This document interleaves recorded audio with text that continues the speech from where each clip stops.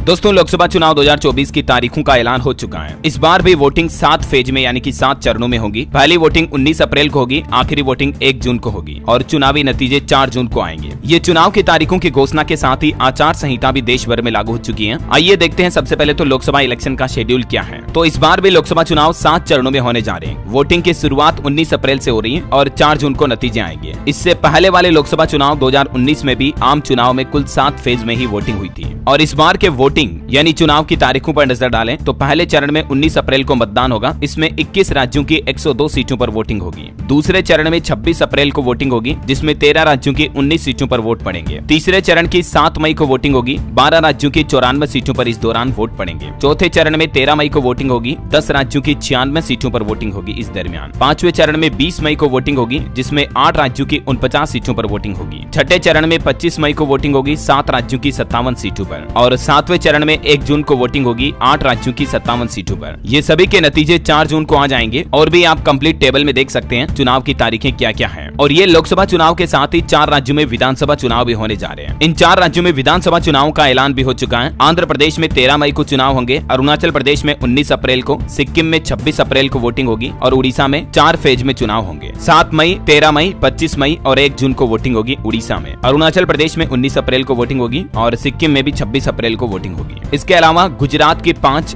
UP की 4, हरियाणा, बिहार, झारखंड, महाराष्ट्र, त्रिपुरा, पश्चिम बंगाल, तेलंगाना, राजस्थान, कर्नाटक, तमिलनाडु की एक विधानसभा सीटों पर उपचुनाव भी होगा। और सभी राज्यों की काउंटिंग भी लोकसभा चुनाव की काउंटिंग के साथ ही 4 जून को होगी। और बाकी दोस्तों, इन चुनावों के नतीजों से पहले कुछ सर्वे भी सामने आए हैं। 2024 में किसकी बन रही है सरकार, इसको लेकर ताजा ओपिनियन पोल देख लीजिए। कुछ राज्यों में बीजेपी की टेंशन बढ़ रही है, लेकिन ओवरऑल देखें तो ये टेबल में आप देख सकते हैं टाइम्स नाउ ईटी सर्वे में बीजेपी को टोटल 543 लोकसभा सीटों में से 308 से 328 सीटें मिलती दिख रही हैं। जबकि न्यूज 18 मेगा ओपिनियन पोल में अब की बार एनडीए 400 पार का नारा सच होता दिख रहा है, क्योंकि लोकसभा चुनाव की तारीखों से पहले आए इस ओपिनियन पोल में 518 में से 394 सीटें एनडीए के खाते में जाती नजर आ रही हैं। जबकि इंडी गठबंधन केवल 97 सीटों पर सिमट सकता है और अदर के खाते में 27 सीटें जा सकती हैं। है ना। तो दोस्तों, उम्मीद है ये लोकसभा इलेक्शन डेट्स को लेकर लेटेस्ट ब्रेकिंग न्यूज अपडेट आपको जरूर जानने मिला होगा। ऐसे ही पल पल की खबरों से अपडेट रहने के लिए डीएलएस न्यूज चैनल को सब्सक्राइब करके बेल आइकन दबा दो। इस वीडियो को लाइक और शेयर जरूर करना। जय हिंद, जय भारत, वंदे मातरम।